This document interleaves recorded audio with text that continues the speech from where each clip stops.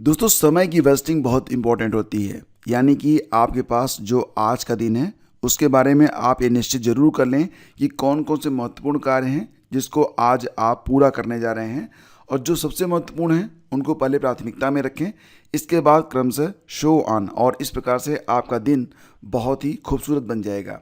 तो फ्रेंड्स, आज 15 सितंबर है। आप सभी को मेरा सुबह का नमस्कार।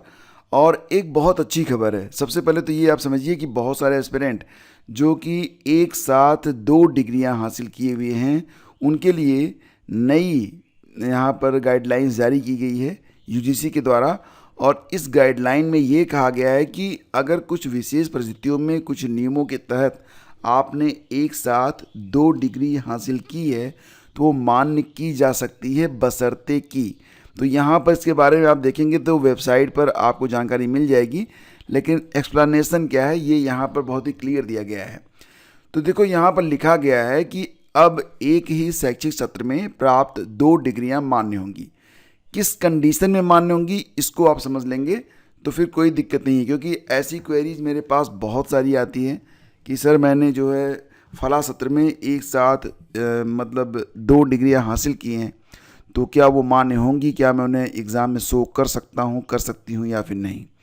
तो फ्रेंड्स, यहाँ पर देखेंगे, सबसे पहले तो ये समझिए कि यूजीसी ने छात्रों को बहुत बड़ी राहत दी है और कहा है कि एक समय में प्राप्त 2 डिग्रियां मान्य होंगी।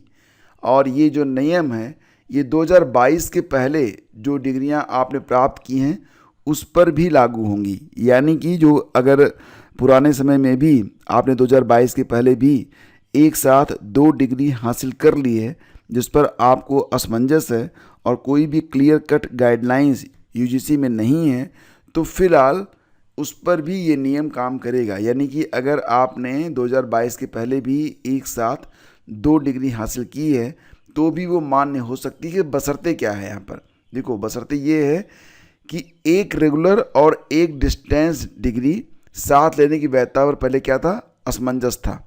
आपको पता है ना कि रेगुलर डिग्री में आपको संस्था में रहना पड़ेगा, और डिस्टेंस में क्या होता है कि जो पढ़ाई होती है उसको आप ऑनलाइन या फिर डिस्टेंस मोड में आप पूरा करते हैं। तो फ्रेंड्स, कई मामलों में इसे मान्यता नहीं भी दी जाती थी। अब छात्र दोनों डिग्रियां रेगुलर मोड में भी पूरा करेंगे, बशर्ते कि दोनों कक्षाओं का समय न टकराए। अगर आपने रेगुलर मोड में दोनों डिग्रियां पूरी की हैं लेकिन कक्षाओं की टाइमिंग अलग अलग है तो भी वो मान्य होंगी, ठीक है। या एक डिग्री आपने रेगुलर मोड में की हो, दूसरी ओपन एंड डिस्टेंस लर्निंग या ऑनलाइन मोड में। तो एक की क्लास आप कर रहे थे, दूसरी आपने ऑनलाइन पढ़ाई की है, तो वो भी यहाँ पर मान्य होंगी। तीसरी शर्त है कि दोनों डिग्रियाँ जो हैं आपने डिस्टेंस से ही या फिर ऑनलाइन मोड में ही पूरा किया है तो भी ये मान्य होगा। यह नियम पीएचडी और एमफिल पर लागू नहीं होगा, ये आप लोग ध्यान रखिएगा, ठीक है। फिलहाल फ्रेंड्स, पहले नियम क्या थे कि यूजीसी ने 2012 में एक समिति गठित की थी। इसने सुझाव दिया कि एक रेगुलर डिग्री के साथ केवल एक अतिरिक्त डिप्लोमा या सर्टिफिकेट कोर्स को डिस्टेंस मोड में लिया जा सकता है। 2012 में आया था कि एक रेगुलर डिग्री के साथ केवल एक अतिरिक्त डिप्लोमा या सर्टिफिकेट कोर्स को डिस्टेंस मोड में लिया जा सकता है। इसके बाद 2020 में यूजीसी ने अनुमति दी कि एक रेगुलर डिग्री के साथ एक डिग्री डिस्टेंस या ऑनलाइन मोड में ले सकते हैं। यानी कि 2 डिग्रियां मान्य होंगी, बशर्ते कि एक रेगुलर हो और एक डिस्टेंस या ऑनलाइन मोड में होनी चाहिए। दोनों डिग्री रेगुलर मोड में लेने की अनुमति नहीं थी। लेकिन दोस्तों, अब नई शिक्षा नीति में यहाँ पर क्या हुआ कि 2 डिग्रियों की अनुमति दे दी गई, और अब बिल्कुल क्लियर कर दिया गया है कि किस प्रकार से ये दोनों डिग्रियां वैलिड रहेंगी। तो आप ध्यान रखिएगा, ये जो शर्तें हैं इसके तहत अगर आपके पास 2 डिग्री एक साथ आपने हासिल की है तो दोनों मान्य रहेंगी। रेगुलर मोड में अगर आपने दोनों कोर्स किए हुए हैं तो ध्यान रखिएगा कि उनकी कक्षा की टाइमिंग आपस में टकरानी नहीं चाहिए। और अगर आपस में टाइमिंग टकरा रही है, अब मान लेते हैं कि जैसे कि फॉर एग्जांपल आपने एमए कर लिया रेगुलर मोड में 2 विषयों से, हिंदी से भी और इकोनॉमिक से भी, ठीक है। लेकिन अब यहाँ पर क्योंकि दोनों जो है इकोनॉमिक और हिंदी और दोनों ही एमए और दोनों ही यहाँ पर रेगुलर मोड में, यानी कक्षाएं तो आपस में टकराएंगी। कोई भी यूनिवर्सिटी विश्वविद्यालय आपको रात में तो बुलाएगी नहीं, टाइमिंग तो वही रहेगी 10 से 4 वाली, ये मान्य नहीं होगी। लेकिन अगर आपने कोई ऐसा कोर्स किया है जिसमें मान लेते हैं कि आपकी क्लास जो है दोनों रेगुलर मोड में है, आपकी क्लास वीकेंड में चल रही है और बाकी जो आपने एक कोर्स आपने किया हुआ है इस टाइम, जैसे मान लेते हैं कि सोमवार से शुक्रवार तक आपने अपना जो एमए का कोर्स है उसके लिए क्लास किया रेगुलर मोड में, और रविवार और शनिवार रविवार को आपने कोई दूसरा कोर्स किया हुआ तो वो मान्य होगा, क्योंकि यहाँ पर टाइमिंग आपस में टकरा नहीं रही है। लेकिन जो लोग एक रेगुलर और एक डिस्टेंस मोड में या ऑनलाइन मोड में किए हुए हैं, या दोनों की दोनों डिग्रियां उनकी ऑनलाइन मोड में हैं, उनको टेंशन की ज़रूरत नहीं है, उनकी दोनों मान्य रहेगी। तो ये बात आप लोग अच्छे से समझ लीजिए, ठीक है। और फ्रेंड्स, बात करें एलटी ग्रेड में कुल कितने आवेदन आए, तो बहुत बड़ी संख्या में आवेदन हुए।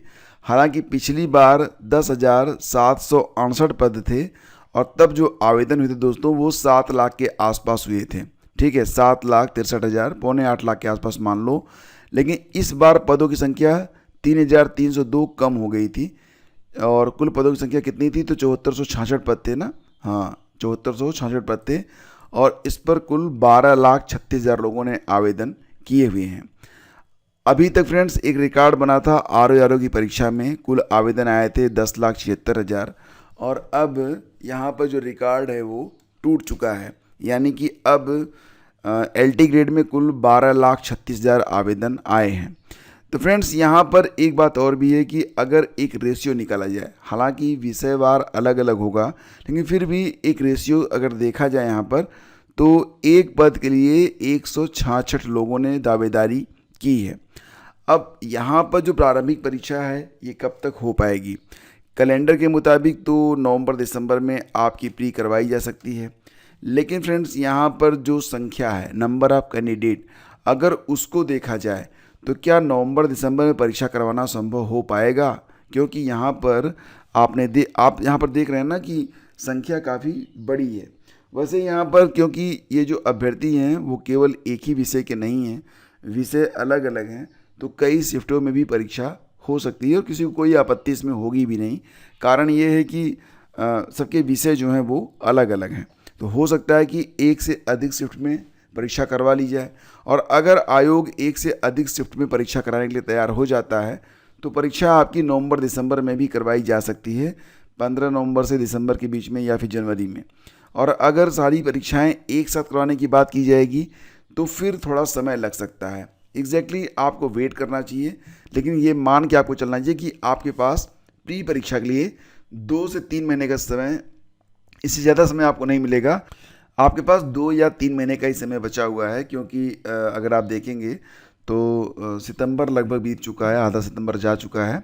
इसके बाद आप देखेंगे तो बस अक्टूबर है और 15 नवंबर, कितना टाइम बच रहा है आपके पास, तो 2 महीने भी कायदे से आपके पास नहीं है।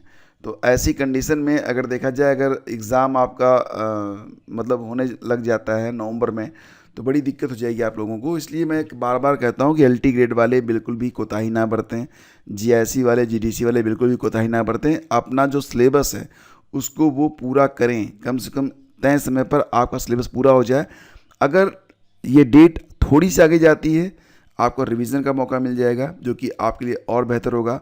अगर डेट आगे नहीं भी जाती है तो कम से कम आप उन लोगों से बेहतर रहेंगे जो लोग अपना सिलेबस कंप्लीट नहीं कर पाए होंगे।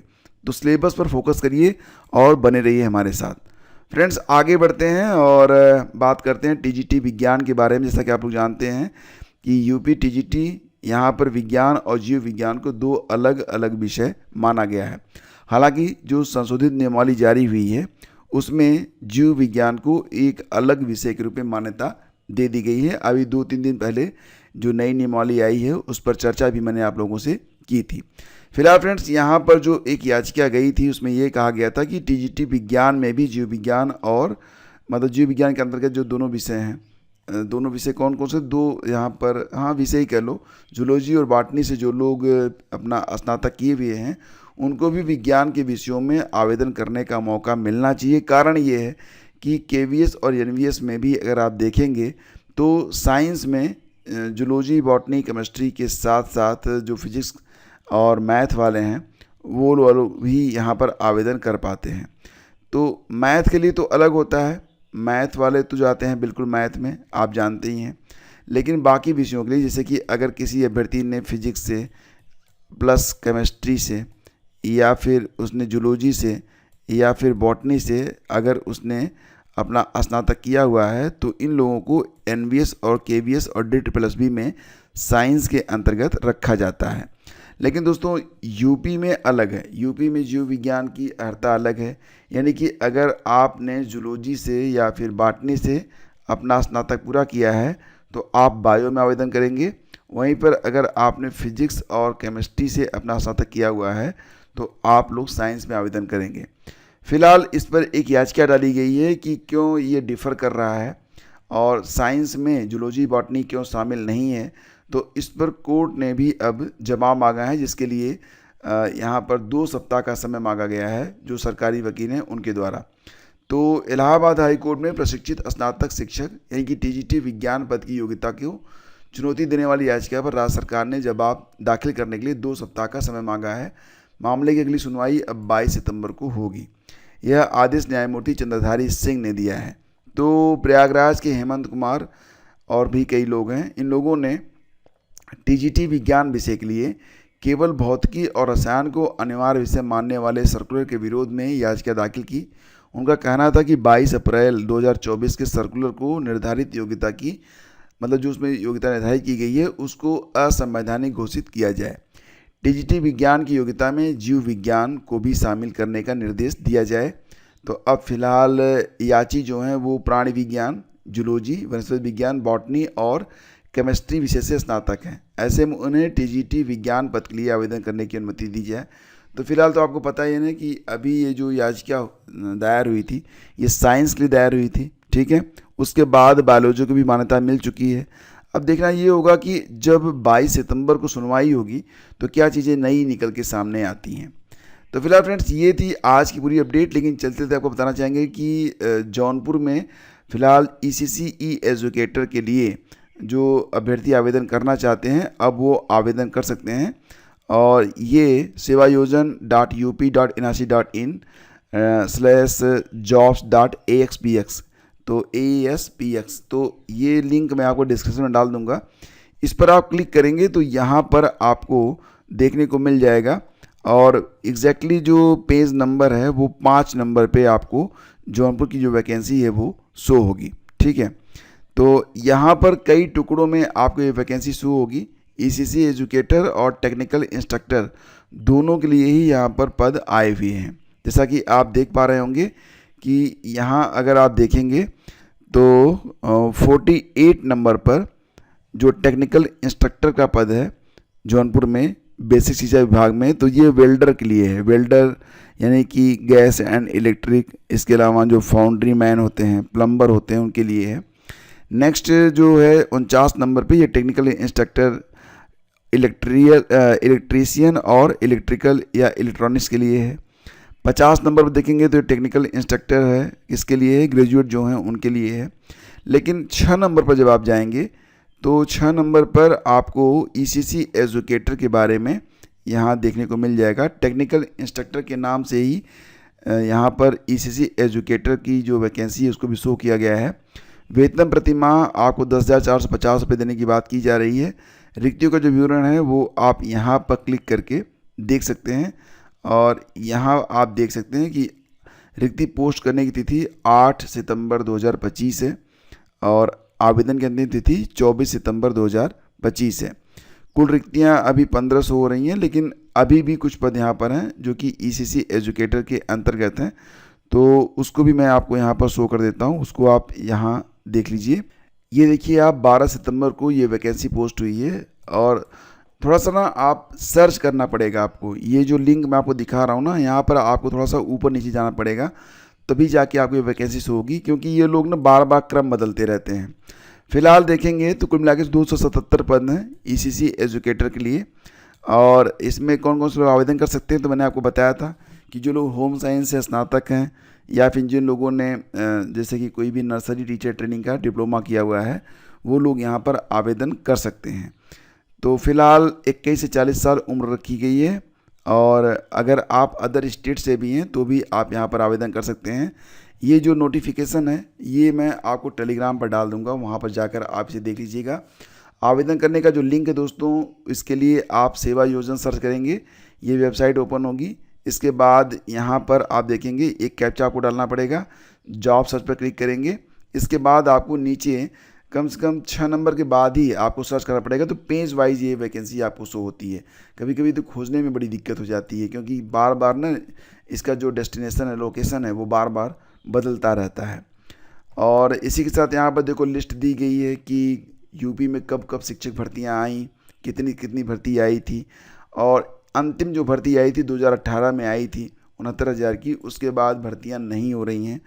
तो 2018 से लेकर 2025 7 साल बीत चुके हैं और यूपी में कोई भी प्राइमरी में शिक्षक भर्ती नहीं हो पा रही है। इवन 2021 में जो जूनियर की भर्ती आई थी एडेड जूनियर में, तो वो भर्ती भी अभी तक कंप्लीट नहीं हो पा रही है।